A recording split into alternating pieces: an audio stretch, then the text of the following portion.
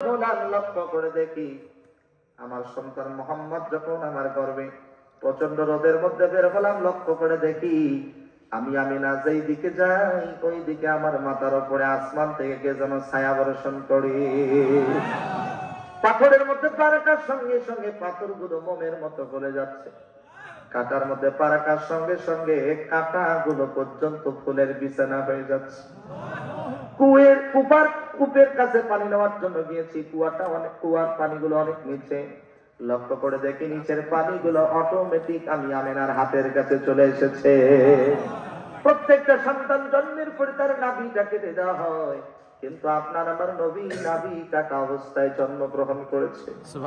আরেকটু জোরে বলেন। সেই নবী হচ্ছে আমাদের আদর্শ, সেই নবী হচ্ছে আমাদের মডেল।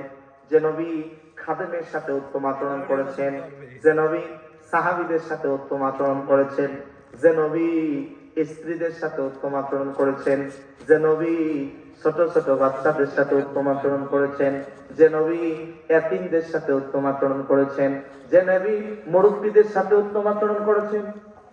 একটু জোরে বলেন আল্লাহু আকবার। আল্লাহু আকবার। যে নবী শ্রমিকদের সাথে উত্তম আচরণ করেছেন, যে নবী কাফেরদের সাথে উত্তম আচরণ করেছেন, বলেন সুবহানাল্লাহ।